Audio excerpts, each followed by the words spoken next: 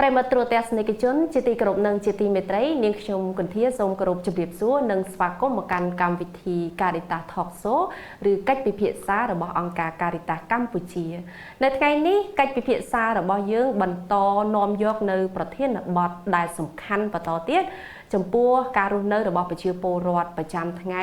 គឺតាក់ទងទៅនឹងសុខភាពបញ្ហាជំងឺទឹកដក់ក្នុងភ្នែកគឺជាជំងឺមួយដែលកំពុងតែកើតមានសម្រាប់ប្រជាជនកម្ពុជាយើងមួយចំនួនហើយពួកគាត់ក៏ចង់ដឹងអំពីវិធីសាស្ត្រនៃការបង្ការក៏ដូចជានៅពេលដែលកើតមានជំងឺនេះហើយតើត្រូវទៅទទួលសេវាសុខាភិបាលនៅខាងណាហើយយើងត្រូវទទួលសេវាសុខាភិបាលបែបណាទើបត្រឹមត្រូវទៅតាមក្បួនខ្នាតវិជ្ជសាស្ត្រហើយអាចព្យាបាលនៅជំងឺនេះបានត្រឹមត្រូវនៅថ្ងៃនេះយើងមានការចូលរួមពីវាគ្មិនរបស់យើងចំនួន2រូបដែលជាវិជ្ជបណ្ឌិតឯកទេសចក្ខុរោគនៃមន្ទីរពេទ្យតាកែវអញ្ចឹងចង់ដឹងច្បាស់បន្ថែមទៀតយើងទៅជួបជាមួយនឹងវាគ្មិនរបស់យើងដូចតទៅជំរាបសួរលោកគ្រូទាំងពីរចាលោកគ្រូអាចណែនាំខ្លួនចាផ្ដើមពីលោកគ្រូតាក់ទងទៅនឹងឈ្មោះហើយនឹងឯកទេសនៃការបម្រើការងារនៅមន្ទីរពេទ្យភ្នែកតាកែវនេះចាខ្ញុំបាទវិជ្ជបណ្ឌិតវងជ្រៀនធ្វើការនៅមន្ទីរពេទ្យភ្នែកខេត្តតាកែវបាទជំរាបសួរបងខ្ញុំបាទវិជ្ជបណ្ឌិតសុំនធឿនជាវិជ្ជបណ្ឌិតឯកទេសចក្ខុរោគនៃមន្ទីរពេទ្យភ្នែកតាកែវចាអញ្ចឹងទស្សនិកជនបានស្គាល់ជាមួយនឹងវាគ្មិនកិត្តិយសរបស់យើងទាំងពីររូបគឺមានលោកគ្រូវិជ្ជបណ្ឌិតវងជ្រៀនហើយនិងលោកគ្រូវិជ្ជបណ្ឌិតសុនប៊ុនធឿនអញ្ចឹងថ្ងៃនេះលោកគ្រូទាំងពីរនឹងចូលខ្លួនដើម្បីបកស្រាយពីជំងឺទឹកដក់ក្នុងភ្នែកដែលជាប្រធានបទដ៏សំខាន់របស់យើងនៅក្នុងថ្ងៃនេះផងដែរលោកគ្រូមុននឹងចូលទៅដល់ប្រធានបទយើងចង់ដឹងពីការបំពេញសកម្មភាពរបស់មន្ទីរពេទ្យភ្នែកតាកែវបន្តិចថាតើមន្ទីរពេទ្យបានចាប់ផ្ដើមប្រតិបត្តិការរបស់ខ្លួនពីពេលណាមកហើយផ្ដល់សេវានឹងទៅលើផ្នែកអីខ្លះហើយនឹងតាក់ទងនឹងចក្ខុរោគនេះយើងមានការផ្ដល់សេវាយ៉ាងដូចម្តេចដែរលោកគ្រូជ្រៀនបាទសូមអរគុណសំណួរនេះលោកទីកបាទមន្ទីរពេទ្យភ្នែកខេត្តតាកែវជាមន្ទីរពេទ្យមួយដែលស្ថិតនៅបរិវេណមន្ទីរសុខាភិបាលខេត្តស្ថិតនៅភូមិសាតកោសង្កាត់បកាក្នុងក្រុងដង្ហែខេត្តតាកែវហើយទីពេទ្យនេះបានចាប់បដិសន្ធិឡើងតាំងពីឆ្នាំ1997ក្រោមការឧបត្ថម្ភរបស់អង្គការម៉ារ៉ាឡុងអន្តរជាតិហើយនឹងស្ថាបនិកលោកឪពុកវ៉ាឌីចនដែលជាជនជាតិអាមេរិកហើយនឹងធ្វើសហការជាមួយនឹងមន្ទីរសុខាភិបាលខេត្តជាមួយអាជ្ញាធរគ្រប់ដំណាក់ថ្នាក់នៃខេត្តតាកែវនិងកម្មវិធីសុខភាពភ្នែកក្រសួងសុខាភិបាលនិងក្រសួងសុខាភិបាលដែលបានដំណើរការរហូតដល់ឆ្នាំ2000បានទីពេទ្យបានធ្វើការបដូរនៅការគ្រប់គ្រងនៅអង្គការCaritasវិញរហូតដល់បច្ចុប្បន្ននេះចាលោកគ្រូប៊ុនធឿនសម្រាប់មន្ទីរពេទ្យភ្នែកតាកែវរបស់យើងកន្លងទៅទទួលបាន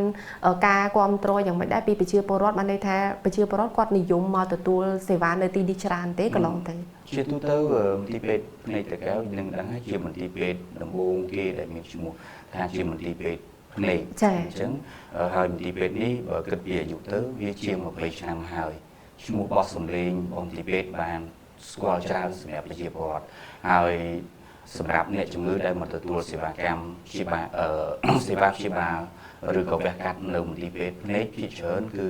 នៅខេត្តដែលជាប់ជុំវិញខេត្តតាកែវនឹងឯងចាជាដូចជាខេត្តកំពតកំពង់ស្ពឺកណ្ដាលហើយក៏មានអ្នកនាំមកពីខេត្តផ្សេងៗដែរទូទាំងប្រទេសប៉ុន្តែគ្រាន់តែកម្រិតចំនួននឹងគាត់តិចអ្នកនៅឆ្ងាយវាតិចជាអ្នកនៅខេត្តនៅជិតចាអញ្ចឹងសបញ្ជាក់ឲ្យឃើញថាមន្ទីរពេទ្យភ្នែកតាកែវនេះគឺដើរតួសំខាន់មែនទែនជាមួយនឹងការព្យាបាលឯកទេសចក្ខុរោគនៅថ្ងៃនេះយើងបានលើកយកប្រធានបទតាក់ទងទៅនឹងជំងឺទឹកដក់ក្នុងភ្នែកលោកគ្រូជ្រៀនយល់យ៉ាងណាដែរជាមួយនឹងការលើកឡើងប្រធានបទរបស់កម្មវិធីយើងនៅថ្ងៃនេះកម្មវិធីថ្ងៃនេះគឺល្អណាស់គឺជំងឺទឹកដក់ក្នុងភ្នែកពីព្រោះជាបញ្ហាមួយដែលជំងឺទឹកដក់នេះគឺជាបញ្ហាមួយស្មុគស្មាញដែលយើងធ្វើការពិបាកនឹងធ្វើរោគវិនិច្ឆ័យនិងការព្យាបាលជាទីបំផុតពីព្រោះហើយជាជំងឺមួយដែលគេថាជាដូចជាចោលឬកំហើយដែលយើងមិនដឹងខ្លួនពីព្រោះមិនមានការជិះចាប់ទេហើយធ្វើឲ្យប្រជាជនយើងជួបភាពពិការច្រើនចា៎ចំណែកលោកគ្រូធឿនវិញយល់យ៉ាងណាដែរជាមួយនឹងប្រធានបទយើងនៅថ្ងៃនេះសម្រាប់ប្រធានបទថ្ងៃនេះសម្រាប់ខ្ញុំយើងមានសារៈសំខាន់ណាស់សម្រាប់ជាព័ត៌មានមួយសម្រាប់ដល់ប្រជាពលរដ្ឋយើងជាទូទៅដើម្បីគាត់បានយល់ដឹងខ្លះអំពីតកតងមួយជំងឺនឹងតកតងមួយជំងឺទឹកដក់នេះសម្រាប់អ្នកដែលកំពុងតែព្យាបាលគឺយើង នឹងបានព័ត៌មាននោះថាតើគួរគាត់ព្យាបាលដល់ពេលណាពេលយើងជជែកគ្នាខាងក្រោមនេះយើងនឹងមានការណែនាំរបស់គាត់ពេលណាគាត់ព្យាបាលដល់ពេលណាហើយគាត់អាចព្យាបាលដាច់ឬមិនដាច់យើងនឹងខាងក្រោមយើងនឹងមានចែកចម្លែកទៀតហើយទី2ទាក់ទងជាមួយនឹងការប្រើប្រាស់ឱសថយើងដឹងហើយនៅការប្រើប្រាស់ឱសថពីព្រោះឱសថយើងនៅពេលដែលយើងប្រើបន្តក់ចូលភ្នែករបស់យើងអញ្ចឹងវាក៏មានគុណវិបត្តិដែរប្រសិនបើយើងប្រើប្រាស់អត់បានត្រឹមត្រូវតាមវិជ្ជាបញ្ជាយើងប្រើប្រាស់អត់ត្រូវតាមពេលវេលាដែលវិជ្ជាបញ្ជាកំណត់ចាអញ្ចឹងបានន័យថាប្រធានបទយើងនៅថ្ងៃនេះគឺពិតជាសំខាន់ដែលបងប្អូនកំពុងតែមានបញ្ហាភ្នែកជាពិសេសគឺជំងឺទឹកដក់ក្នុងភ្នែកនេះប៉ុន្តែបងប្អូនមួយចំនួនគាត់អាចនឹងកំពុងតែមានរោគសញ្ញាប៉ុន្តែគាត់មិនទាន់ដឹងថាតើគាត់ពិតជាកើតនៅជំងឺទឹកដក់ក្នុងភ្នែកនេះឬក៏អត់អញ្ចឹងជំរាបសួរលោកគ្រូថាតើអ្វីទៅជាជំងឺទឹកដក់ក្នុងភ្នែកលោកគ្រូជ្រាបចា៎ជំងឺទឹកដក់ក្នុងភ្នែកគឺជាជំងឺមួយដែលប៉ះពាល់ទៅសរសៃបាត់ភ្នែកខាងក្រោយដែលធ្វើឲ្យបាត់បង់កំហើញហើយនឹងធ្វើឲ្យប្រជាជនយើងធ្វើពីការភ្នែកបាទចាអញ្ចឹងបានន័យថាមានជាតិសារធាតុទឹកនៅក្នុងភ្នែកហើយវាអាចធ្វើឲ្យស្វាំងឬមួយក៏យ៉ាងម៉េចដែរវាធ្វើឲ្យខូចបាតភ្នែកខាងក្រោយនេះគឺថាអុបទិកនៅខាងក្រោយនេះគឺភ្នែកនេះខូចខាតហើយនឹងធ្វើឲ្យកំហើញយើងចុះថយនិងធ្វើឲ្យការភ្នែកចាអញ្ចឹងបានន័យថាវាខុសពីមញោបឬមួយក៏យ៉ាងម៉េចដែរខុសពីមញោបចាប៉ុន្តែជំងឺហ្នឹងវាអាចបង្កឲ្យស្វាំងភ្នែកអត់ជំងឺនេះក៏យើងក្នុងហ្នឹងមានស្វាំងភ្នែកប៉ុន្តែបើមិនជាយើងក្នុងករណីដែលយើងមិនបានមកទទួលការព្យាបាលទាន់ពេលវេលាឬក៏ព្យាបាលមិនបានត្រឹមត្រូវតាមវិទ្យាសាស្ត្រជំងឺនេះក៏អាចខូចខាតហើយយើងមិនអាចកែតម្រូវមកវិញបានចាលោកគ្រូនៅក្នុងពេលមួយឆ្នាំកម្ពុជារបស់យើងជាពិសេសការធ្វើការស្រាវជ្រាវរបស់មន្ទីរពេទ្យភ្នែកតាកែវនេះរកឃើញថាប្រជាជនខ្មែរយើងប្រមាណភាគរយដែរដែលគាត់មានជំងឺទឹកដក់ក្នុងភ្នែកនេះនៅក្នុងការធ្វើរ៉ាប់មួយរបស់ថ្នាក់វិទ្យាភ្នែកក្រសួងថាបានយើងឃើញថាមានចំនួនមកជា 30,000 ករណីដែលយើងគិតថាជាជំងឺទឹកដក់ក្នុងភ្នែកហើយ 90,000 ករណីដែលយើងថាសង្ស័យជំងឺទឹកដក់ក្នុងភ្នែកបើយើងគិតជាភាគរយប្រហែលជា 2% ហើយភាគរយនេះជាភាគរយមួយខ្ពស់បំផុតដែលធ្វើឲ្យបញ្ហាសុខភាពភ្នែកពីការច្រើនបំផុតនោះចាលោកគ្រូប៊ុនធឿនអាចបន្ថែមបន្តិចមកថាតើចំនួនភាគរយដែលយើងរកឃើញនេះវាជាអត្រាមួយបកកការប្រឈមដល់ប្រជាពលរដ្ឋខ្មែរយើងបានន័យថាប្រទេសយើងកំពុងតែប្រឈមគ្រោះថ្នាក់ជាមួយនឹងជំងឺទឹកដក់ក្នុងភ្នែកនេះទេឬក៏កម្រិតមធ្យមដែលយើងនៅអាចកែប្រែបានបើយើងប្រៀបធៀបជាមួយនឹងអត្រាសម្រាប់ WHO ដែលគាត់ចេញទិន្នន័យយើងចែកទៅតាមប្រភេទអាយុគាត់ទៀតអញ្ចឹងនៅពេលដែលគាត់អាយុជាងអាយុ40ឆ្នាំឡើង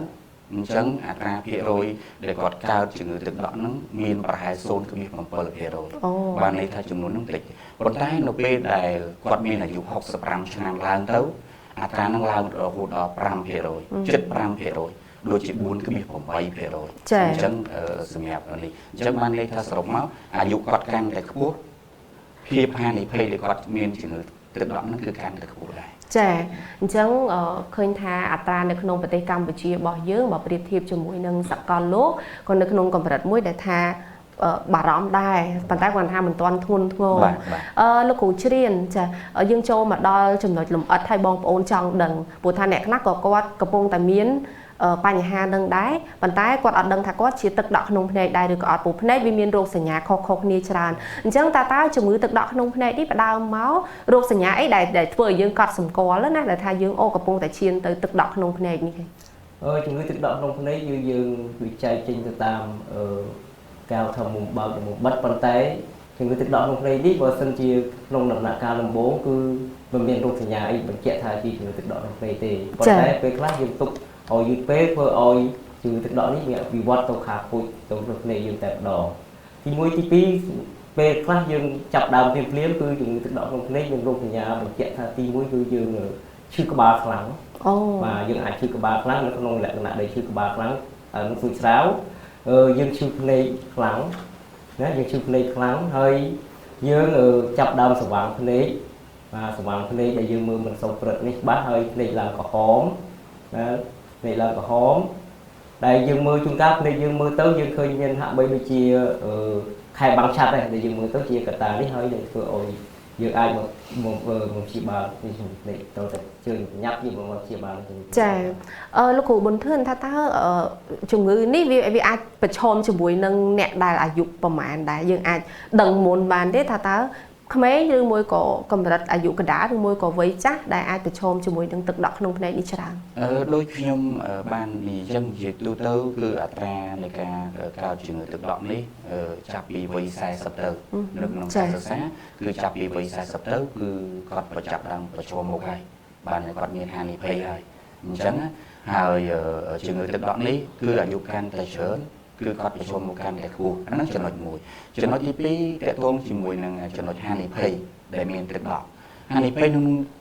មានជំងឺនឹងមានជំងឺទឹកដក់ហ្នឹងវាមានអីដូចជាគាត់មានទឹកនោមផ្អែមគាត់មានលើសឈាមឬក៏គាត់មានបញ្ហាជំងឺបេះដូងឬក៏ការប៉ះទង្គិចឬមួយទៀតគឺអាចនឹងមានហានិភ័យដែរករណីគាត់មានបាយនៅពេលដែលបាយនឹងវាក្រាស់អញ្ចឹងហានិភ័យសម្រាប់ឡើងសុខភាពទៅដែរចា៎បាទជំងឺទឹកដក់ក្នុងភ្នែកនេះវាបណ្ដាលមកពីអ្វីដែរជួនកាលស្ដាប់ទៅសាមញ្ញគឺថាអូបើសិនជាទឹកចូលក្នុងភ្នែកច្រើនវាកើតទៅជាទឹកដក់ក្នុងភ្នែកអញ្ចឹងលោកគ្រូជាអាចបញ្ជាក់ជូនបានទេថាតើវាបណ្ដាលមកពីមូលហេតុអីខ្លះដែលធ្វើឲ្យមានទឹកដក់ក្នុងភ្នែកនេះជំងឺទឹកដក់ក្នុងភ្នែកនេះយើងកុំច្រឡំថាទឹកដែលហៀចេញមកច្រើនទេគឺជំងឺទឹកដក់ក្នុងភ្នែកនេះជាមូលហេតុទី1មកពីវ័យចាស់របស់យើងចាប់ពី40ឡើងទៅគឺចូលមកហើយជនជាតិអាស៊ីគឺស្បែកខ្មៅគឺជាមូលហេតុដែលយើងប្រឈមនឹងជំងឺទឹកដក់នេះហើយជំងឺប៉ះទង្គិចការប៉ះទង្គិចក៏ពីការជំងឺទឹកដក់ហ្នឹងហើយជំងឺដែលគូធឿនគាត់បាននិយាយវាមានតកតងជាមួយទឹកនោមផ្អែមជំងឺលើសឈាមហ្នឹងជាកត្តាដែលធ្វើឲ្យជាមូលហេតុជំងឺកើតទឹកដក់ហ្នឹងដែរចា៎បាទហើយនឹងមានជំងឺដែលយើងប្រើថ្នាំទីពពួកពីពិសេសពពួកស្តេរ៉ុយដែលយើងបន្តច្រើនទៅគឺធ្វើឲ្យជំងឺទឹកដក់នេះកើតឡើងចាអញ្ចឹងបានន័យថាជំងឺនេះវាអាស្រ័យទៅលើអាយុដែរបើសិនជានៅក្មេងវាអត់ងាយនឹងកើតទេក្មេងក៏មានតិចតួចប៉ុន្តែតិចតួចនៅពីកំណើតក៏មានដែរប៉ុន្តែតិចតួចបាទពីកំណើតក៏មានដែរលោកគ្រូអាចបន្ថែមលម្អិតតិចថាយើងបើវាអាកត្តាដែលបណ្ដាលឲ្យទឹកដក់ក្នុងភ្នែកហ្នឹងទី1ដូចលោកគ្រូលើកឡើងថាបើសិនជាយើងបន្តក់ថ្នាំខុសអីក៏វាអាចទឹកដក់ក្នុងភ្នែកដែរប៉ុន្តែឧទាហរណ៍ថាប្រភេទទឹកធម្មតាចាព្រោះអ្នកខ្លះសាមញ្ញប្រជាពលរដ្ឋគាត់អាចឆ្ងល់ដែរណាបើសិនជាទឹកធម្មតាចូលភ្នែកច្រើននេះអញ្ចឹងទៅវាអាចជាទឹកដក់ក្នុងភ្នែកទេមិនមែនទេនេះជាប្រភេទដែលទឹកចូលក្នុងភ្នែកច្រើននេះមិនមែនជាប៉ះពាល់លើជំងឺទឹកដក់ក្នុងភ្នែកទេវាមិនមែនទេបាទចាអញ្ចឹងកុំឲ្យបងប្អូនមានការទឹកដាក់ថាយើងមួយទឹកទូលទឹកច្រើនវាកើតជាទឹកដក់មិនមែនទេចាប្រភេទដែលបងប្អូនគាត់ទិញថ្នាំបន្តក់ពីផ្សារមកធម្មតាហើយយកមកបន្តក់ច្រើនរាល់ថ្ងៃរបៀបថាចង់ឲ្យត្រជាក់ភ្នែកឬមួយក៏អីអញ្ចឹងវាអាចជាបណ្ដាលឲ្យទឹកដក់ក្នុងភ្នែកនេះទេថ្នាំយើងកាលណាយើងបងទិញខុសពីវិជ្ជាបញ្ជារបស់គ្រូពេទ្យគឺការគាត់ទិញថ្នាំណាខ្លះដែលវាស្រួលប៉ុន្តែថ្នាំនោះគឺការគេលក់មកមានពួកការស្តេរ៉ុយច្រើនទៅយើងប្រើយូរធ្វើឲ្យបង្កើតជាជំងឺជាមូលហេតុទឹកដក់ក្នុងភ្នែកហ្នឹងចា៎ថ្នាំដែលយើងមិនទិញមិនដឹងប្រភពច្បាស់លាស់ហើយយើងមិនដឹងថាថ្នាំដែលត្រូវវិជ្ជាបញ្ជាពីគ្រូពេទ្យទេយើងហាមមិនគួរប្រើទេដើម្បីជៀសវាងការបង្កើតចាឥឡូវនេះយើងបន្តមកដល់ផលប៉ះពាល់វិញម្ដងលោកគ្រូប៊ុនធឿនថាតើជំងឺទឹកដក់ក្នុងភ្នែកនេះបន្ទាប់ពីមិញនេះលោកគ្រូច្រៀងបានជំរាបជូនពីរោគសញ្ញាហើយមានឈឺក្បាលមានស្វាំងភ្នែកមានឡើងក្រហមសរសៃអីចឹងទៅហើយដូច្នេះវាបង្កផលប៉ះពាល់អាការៈដល់អ្នកជំងឺនឹងធ្ងន់ធ្ងរកម្រិតណាដែរ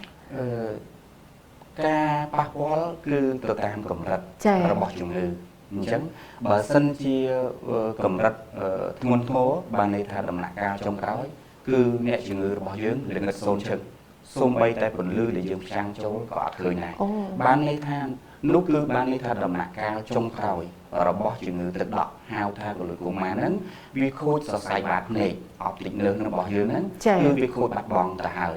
នៅពេលនោះទោះបីជាយើងប្រើមធ្យោបាយណាព្យាបាលក៏អត់អាចស្ដារមកវិញបានដែរ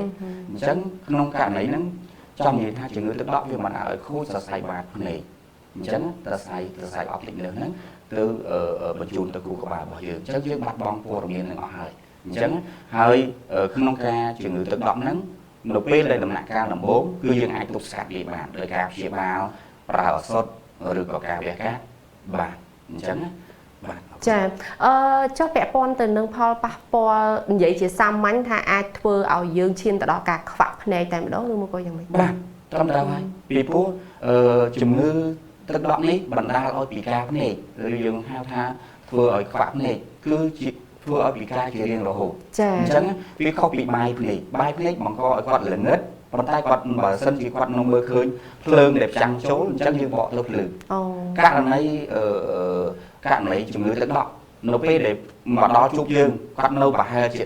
10% បាននេះថាសរសៃនេះបាទនេះបើគាត់នៅ 10% 90% គាត់ខូចហើយអញ្ចឹងយើងអាចព្យាបាល 90% នឹងមកវិញទេយើងគ្រាន់តែអាចទប់ស្កាត់ក្នុងរយៈពេល 10% នឹងបានទេអញ្ចឹងខុសពីបាយភ្នែកបាយភ្នែកនៅពេលដែលគាត់មកជួបយើងគាត់ល្ងឹតគាត់ដើរតេះតាស់នៅពេលដែលយើងបកឲ្យគាត់ទៅគាត់ភ្លឺបានវិញអញ្ចឹងចាខ្ញុំសូមបន្ថែមទៀតចាសូមអញ្ជើញភ្នែកហ្នឹងកាលណាយើងវាខូចហើយគឺយើងមិនអាចកែកម្រោយបានល្អវិញគឺខូចហើយវាខុសពេលអូអញ្ចឹងកាលណាយើងទុកឲ្យរហូតពេលហើយដំណាក់កាលដែលវាល្ងឹតហើយគឺយើងមិនអាចកែឲ្យគាត់ភ្លឺវិញបានលោកគ្រូអាចបញ្ជាក់លំអិតបន្តិចពីដំណាក់កាលបានន័យថាវាកើតដំបូងមកវាងាយវិវត្តទៅធ្ងន់ធ្ងរឬមួយក៏វាមានដំណាក់កាលរបស់វាថាឥឡូវទី1យ៉ាងម៉េចទី2យ៉ាងម៉េចហើយដល់ចុងក្រោយយ៉ាងម៉េចដែរដូចស្តៀងមហារីកដែលគេនិយាយពីដំណាក់កាលអញ្ចឹងថាតើទឹកដក់ក្នុងភ្នែកមានដំណាក់កាលទេទឹកដក់ក្នុងភ្នែកនេះវាមានកាលណាយើងវាពិបាកនឹងគ្មានរោគសញ្ញាដែរក្នុងដំណាក់កាលដំបូងប៉ុន្តែបើសិនជាយើងមកព្យាបាលយើងមកពិនិត្យឲ្យបានត្រឹមត្រូវជាមួយនឹងគ្រូពេទ្យឯកទេសគាត់នឹងឃើញថាតើវាប្រែប្រួលខ្លះគាត់នឹងធ្វើការតាមដានដូចការសម្ពាធភ្នែកឡើងឬក៏សរសៃបាតភ្នែកប៉ះពាល់គាត់នឹងធ្វើការតាមដាននឹងឲ្យថ្នាំព្យាបាលដើម្បីទប់ស្កាត់ធ្វើម៉េចយើងកុំឲ្យវិវត្តទៅមុខទៅទៀតចាចុះផលប៉ះពាល់មួយទៀតយើងចង់ដឹងក្រៅតែពីភ្នែកអាចឈានទៅដល់ការមើលលែងឃើញអីចឹងទៅប៉ុន្តែវាអាចជាដើមហេតុធ្វើឲ្យគេហៅថាបង្កជាជំងឺអីផ្សេងទៀតដែរឬក៏អត់ដូចជាមិញនេះលោកគ្រូថាមានរោគសញ្ញាឈឺក្បាលមានអីខ្លាំងចឹងទៅយើងវាអាចប៉ះពាល់ទៅដល់ប្រព័ន្ធប្រសាទក្បាលឬក៏ផ្នែកសរីរាង្គផ្សេងទៀតដែរទីវានេះវាជារោគសញ្ញានេះគឺជាសញ្ញាមួយបញ្ជាក់ពីជំងឺទឹកដក់ក្នុងភ្នែកទេប៉ុន្តែកាលណាយើងឈឺយូរក៏ធ្វើឲ្យអារម្មណ៍កាលណាភ្នែកយើងឈឺច្រើនជាងកាលអ្នកយើងក៏មានបញ្ហាទៅលើផ្លូវចិត្តក៏អីច្រើនដែរបាទចាយើងមិនបានព្យាបាលតពេលវេលាក៏មានបញ្ហាទៅលើផ្លូវចិត្តឬក៏អីផ្សេងទៀតបាទលោកគ្រូអាចមានកន្លែងនេះខ្ញុំសូមបន្ថែមបន្តិចតងជាមួយនឹងវិធីក៏គាត់បានសួរហ្នឹងល្អហើយចង់និយាយថានៅពេលដែលគាត់កើតអញ្ចឹងហើយតើវាប៉ះពាល់ដល់អ្វីផ្សេងទៀតទេគឺប៉ះពាល់គឺអារម្មណ៍កាលណាគាត់ឡើងសម្ពាធទឹកកាន់តែខ្ពស់គាត់ឈឺក្បាលឬក៏ពេលខ្លះគាត់អត់ឈឺក្បាលទេប៉ុន្តែអារម្មណ៍របស់គាត់មួម៉ៅស្មុគស្មាញដោយសារសម្ពាធនឹងវាឡើងខ្ពស់អញ្ចឹងប៉ុន្តែការឈឺនឹងវាតិចតួចជាងគាត់អត់ចាប់អារម្មណ៍អញ្ចឹងដោយវិធីគាត់សួរមិញហ្នឹងថាតើយើងធ្វើម៉េចបានដឹងថាដំណាក់កាលជាធម្មតាជំងឺទឹកដក់វាមានយើងចែកឲ្យសាមញ្ញថាបែបស្រួចស្រាលនិងបែបរ៉ាំរ៉ៃ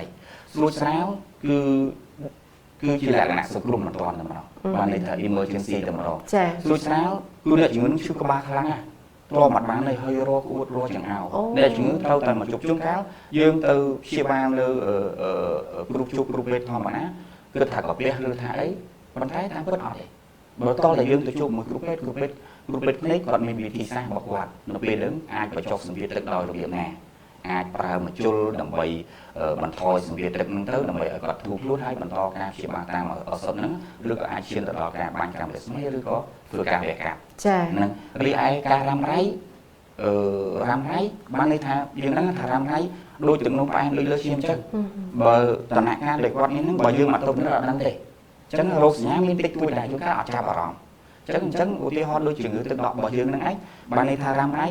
ស្វាំងម្ដងតិចហើយវ័យចំណាស់ហ្នឹងហើយវ័យចំណាស់គាត់ថាភ្នែកលោកជាយ៉ាងសោយយើងជួបជាស្អែកគាត់ថាយ៉ាងសោយមិនតែគាត់អត់ទៅបណ្ឌិតទេគាត់ថាចាស់ភ្នែកយ៉ាងសោយគាត់គិតថាស្វាំងតាមចាស់អញ្ចឹងទៅបាទអញ្ចឹងមិនថាសរុបមកអាហ្នឹងគឺដូចថាកម្មវិធីថ្ងៃនេះអញ្ចឹងគឺនៅពេលដែលគាត់មានអាការៈសង្ស័យអត់ហ្នឹងគាត់ត្រូវទៅជួបគ្រូពេទ្យទើបគ្រូពេទ្យផ្ដល់រោគវិនិច្ឆ័យមួយដែលច្បាស់លាស់ជូនគាត់ថាគាត់មានជំងឺទឹកដក់ឬអត់ឬក៏គាត់មានជំងឺទឹកដក់នៅក្នុងដំណាក់កាលណាចាអញ្ចឹងគឺមានសារៈសំខាន់មែនទែនព្រោះថាធម្មតាទេតែយើងមានជំងឺវាប៉ះពាល់ទៅដល់ផ្លូវអារម្មណ៍មុនគេហើយនឹងអាចឈាននៅពេលដែលផ្លូវអារម្មណ៍ប៉ះពាល់ក៏វាអាចបង្កទៅជាជំងឺផ្សេងច្រើនទៀតផងដែរលោកគ្រូជ្រៀនអាចបន្ថែមតកតងទៅនឹងវិធីការពារបន្តិចព្រោះថាអញ្ចឹងបងប្អូនថាឥឡូវភ្នែកគាត់អត់តន់អីទេអញ្ចឹងចង់ដឹងថាតើត្រូវការពារបែបណាដើម្បីកុំឲ្យកើតជំងឺទឹកដក់ក្នុងភ្នែកនេះវិធីការពារគឺតាមរបស់អាកាដមីរបស់ខាង Ophthalmology របស់គ្រូពេទ្យអាមេរិកគេឃើញថាបើសិនជាយើងត្រូវធ្វើការពិនិត្យបើសិនជាអាយុពី40តិចជាង40ឆ្នាំយើងត្រូវធ្វើការរយៈពេលពី5 ទៅ 10 ឆ្នាំយើងត្រូវ តបឡើងពិនិត្យឲ្យបានទៀងទាត់រៀងរាល់5 ទៅ 10 ឆ្នាំចាបាទហើយយុគពី40 ទៅ 45 ឆ្នាំនេះគឺយើងត្រូវតែពិនិត្យឲ្យបានយ៉ាងតិច4 ទៅ 2 ទៅ 4 ឆ្នាំហើយយើងត្រូវរៀង2 ទៅ 4 ឆ្នាំសម្រាប់ពិនិត្យភ្នែកឲ្យបានដឹងហើយពី45 ទៅដល់ 54 ឆ្នាំនេះយើងអាច1 ទៅ 3 ដងសម្រាប់ទៅពិនិត្យភ្នែកដើម្បី1 ឆ្នាំឬ 2 3 ឆ្នាំដើម្បីពិនិត្យភ្នែកហើយនឹងយុគពី65ដល់ទៅយើងត្រូវទៅឆែកភ្នែកហ្នឹងឲ្យបានរៀងរាល់1 ឆ្នាំឬ 2 ឆ្នាំទៅឆែកឲ្យបានទៀងទាត់ហើយទី2តាក់ទងជាមួយនឹងបញ្ហាតាក់ទងជាមួយគ្រួសារដែលមានបញ្ហាភ្នែកហ្នឹងដែលមានបញ្ហាភ្នែកគឺយើងតិចយើងជេនតិចហ្នឹងគឺយើងត្រូវពិនិត្យទាំងគ្រួសារទាំងអស់ដើម្បីឲ្យយើងធ្វើការមានទៀងទាត់ដើម្បីធ្វើការមើលដើម្បីរស់រោគមើលតើគាត់មានជំងឺពូជតាក់ទងទឹកដក់ក្នុងភ្នែកដែរអត់អញ្ចឹងបានន័យថាជំងឺហ្នឹងគឺមានកំណើតដែរមានបន្តពូជបានបន្តពូជដែរចាហើយយើងរាល់អ្នកជំងឺដែលតាក់ទងជាមួយនឹងបញ្ហាការប្រើប្រាស់ថ្នាំនេះយើងត្រូវតែយើងកាត់បន្ថយហ្នឹងកុំឲ្យប្រើប្រាស់ថ្នាំហើយយើងត្រូវធ្វើតាមដានហើយយើងស្គ្រីនមើលដើម្បីរួមមើលតើមានបញ្ហាភ្នែកនឹងមានបញ្ហាដែរអត់ដើម្បីជៀសវាងការបន្ថយនឹងភាពជំងឺទឹកដក់ក្នុងភ្នែកចាលោកគ្រូធឿនមានអីបន្ថែមទេតាក់ទងចង់ដឹងពីការរស់នៅប្រចាំថ្ងៃវិញរឿងអនាម័យរឿងសម្អាតអីវាអាចតាក់ទងជាមួយនឹងវិធីការពារនេះទេវិធីការពារនៅក្នុងជំងឺទឹកដក់នេះតាមពិតល្អណាស់សំណួរហ្នឹងវាជាសារមួយសម្រាប់យើងជម្រាបជូនបងប្អូនដែលជាទស្សនិកជនក៏ដូចជាអ្នកជំងឺដែលគាត់មានជំងឺទឹកដក់ហ្នឹងវិធីការពារសម្រាប់ជំងឺទឹកដក់នេះមិនទាន់មានការសិក្សាណាច្បាស់លាស់នៅឡើយទេក៏ប៉ុន្តែគ្រាន់តែយើងជួបប្រទះនៅពេលដែលកន្លងមកឧទាហរណ៍ដូចជាការបន្តថ្នាំគាត់នៅស្រុកយើងគាត់ចូលចិត្តប្រើថ្នាំតាមហ្វាម៉ាស៊ីឬក៏ពេលខ្លះឥឡូវឃើញមានតាមថ្នាំតាម social media ហ្នឹងឯងច្រើនអញ្ចឹងថ្នាំរបស់ហ្នឹងគឺអត់មានវិជ្ជាបញ្ជាច្បាស់លាស់អញ្ចឹងអាហ្នឹងក៏រងការប៉ះពាល់ដែលងាយនឹងធ្វើឲ្យឡើងសភាពលេខឬក៏មានហៅជំងឺថាជំងឺទឹកដក់ហៅ steroid induced ហ្នឹងបានន័យថាថ្នាំហ្នឹងប្រើទៅពេលខ្លះស្រួលទេបាទឧទាហរណ៍គាត់ក្រហមតិចតួចអីយើងប្រើថ្នាំហ្នឹងទៅយ៉ាងស្រួលគាត់បន្តយូរទៅវាឡើងជំងឺនេះពីព្រោះនៅពេលដែលគ្រូពេទ្យគឺយើងកំណត់ចំនួនថ្ងៃដែលគាត់បន្តដល់ពេលគាត់ប្រើរាប់ខែរាប់ឆ្នាំគឺវាធ្វើឲ្យជំងឺទឹកដក់ហ្នឹងជាផ្នែកមួយផ្នែកពីរទាក់ទងជាមួយនឹងការការពារហ្នឹងយើងអត់ទាន់មានប៉ុន្តែយើងមានវិធីសាស្ត្រក្នុងការស្វែងរកការវិនិច្ឆ័យរោគវិនិច្ឆ័យឲ្យបានលឿនកាលណាបានលឿនគឺយើងព្យាបាលបានទាន់ពេលវេលាយើងទប់ស្កាត់ការខូចខាតក្នុងបាតភ្នែកហ្នឹងបានច្រើនទាន់ពេលវេលាខ្ញុំឧទាហរណ៍ថានៅពេលដែលគាត់មានអាយុច្រើនឬក៏គាត់មានបងប្អូនគាត់ដែលមានជំងឺទឹកដក់អញ្ចឹងគាត់ត្រូវតែយកចិត្តទុកដាក់គាត់ត្រូវតែទៅជួបគ្រូពេទ្យដើម្បីពិនិត្យរៀងរាល់6ខែឬក៏1ឆ្នាំម្ដងអញ្ចឹងបាទចាលោកគ្រូជ្រៀនតកតងទៅនឹងរោគសញ្ញានេះខ្ញុំក៏សម្គាល់ថាមានស្វាំងភ្នែកដែរអញ្ចឹងបើសិនជាមញោបគេប្រើប្រាស់វ៉ែនតាប៉ុន្តែសម្រាប់ស្វាំងដោយទឹកដក់ក្នុងភ្នែកនេះអាចប្រើវ៉ែនតាកើតទេឬក៏អត់បានទេយើង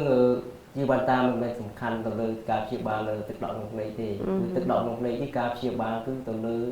ប្រភេទថ្នាំដើម្បីប្រឆាំងជាមួយនឹងជំងឺទឹកដក់ក្នុងភ្នែកនេះប្រភេទថ្នាំឬក៏ធ្វើការបាញ់កម្មថ្មីឬវគ្គកាត់ទេដែលជាការទីជាបាលចាអញ្ចឹងនេះខ្ញុំចង់សួរបញ្ជាក់ឲ្យអ្នកដែលគាត់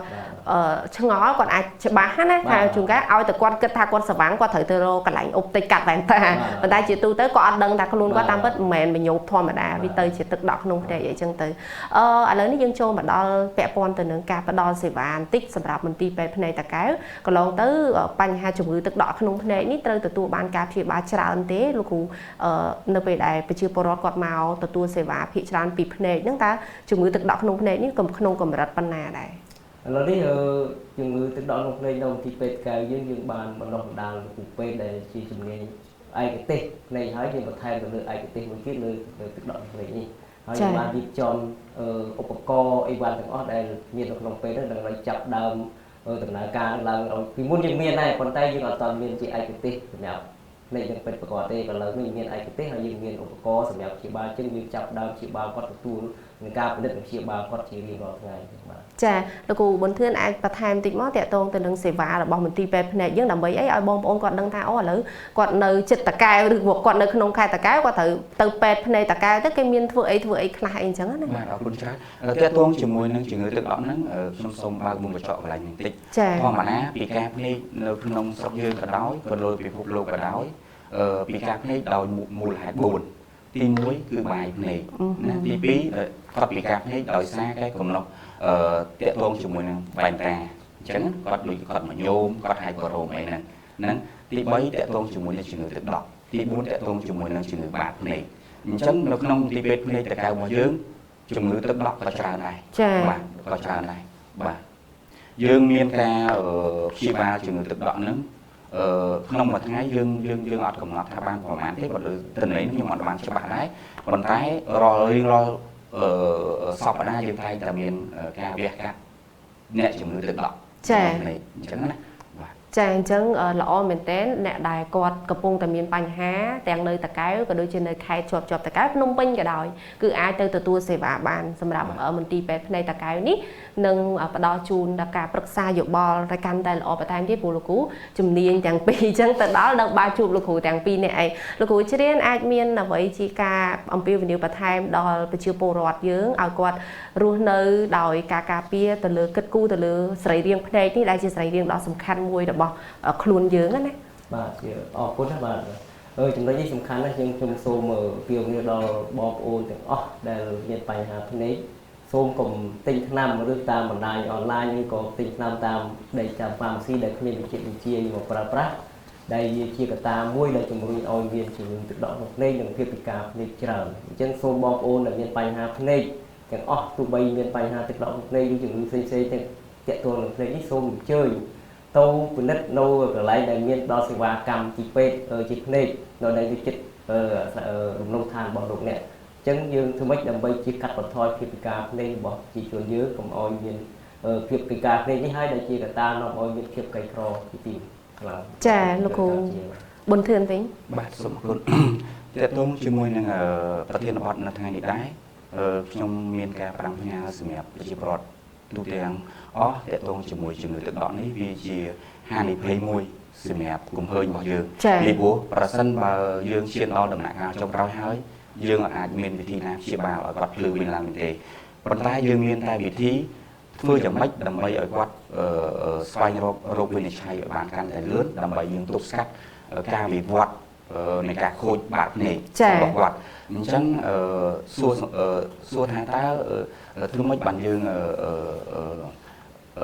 បានជួបគ្រូពេទ្យដើម្បីរោគវិនិច្ឆ័យទាន់ពេលវេលាគឺសំខាន់ជាងគេគឺអ្នកដែលមានហានិភ័យងាយមានហានិភ័យបានន័យថាគាត់ដែលមានអាយុច្រើនគាត់មានបងប្អូនដែលធ្លាប់មានជំងឺទឹកដក់គាត់មានជំងឺទឹកនោមផ្អែមលើសឈាមឬក៏គាត់មានមញោមក៏យ៉ាងដែរមិញក៏មញោមក៏ជាហានិភ័យមួយដែរដែលវាងាយនឹងឲ្យមានជំងឺទឹកដក់ដែរ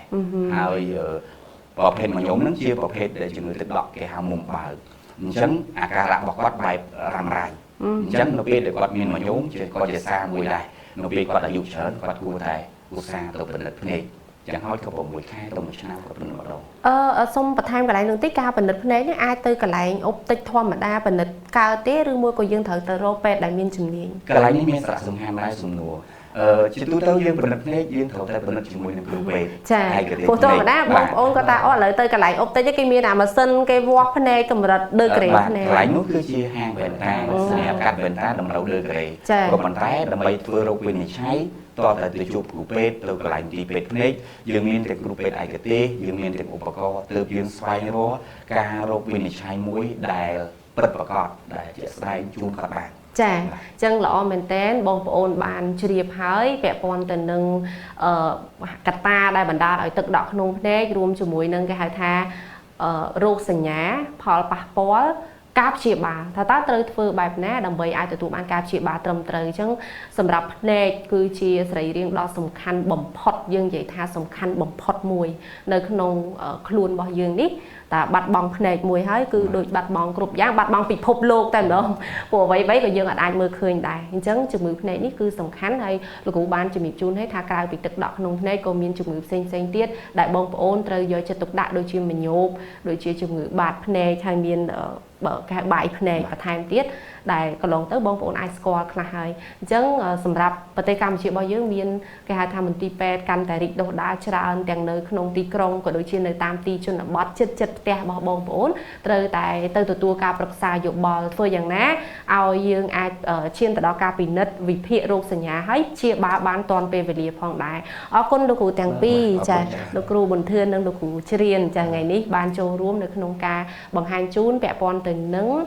ជំងឺទឹកដក់ក្នុងភ្នែករោគសញ្ញាហើយនឹងការព្យាបាលដែលជាការផ្ដល់សារៈសំខាន់សម្រាប់ទស្សនិកជននិងប្រិយមិត្តដែលទស្សនាកម្មវិធី Caritas Talk Show របស់យើងផងដែរអរគុណពីកម្មវិធី Caritas Talk Show នឹងព្យាយាមស្វែងរកប្រធានបទថ្មីបន្ថែមទៀតពាក់ព័ន្ធទៅនឹងសុខភាពការរស់នៅប្រចាំថ្ងៃរបស់បងប្អូនប្រជាពលរដ្ឋពាក់ព័ន្ធការអប់រំសង្គមដើម្បីផ្ដល់ជាចំណេះដឹងនិងចូលរួមចំណែកក្នុងការលើកកម្ពស់សុខុមាលភាពការរស់នៅរបស់បងប្អូនប្រជាពលរដ្ឋឲ្យកាន់តែល្អប្រសើរបន្ថែមទៀតខណៈនេះនាងខ្ញុំគុនធារួមជាមួយនឹងវាគ្មិនរបស់យើងទាំងពីរនាក់សូមគោរពអរគុណនិងជម្រាបលា សូមអរគុណ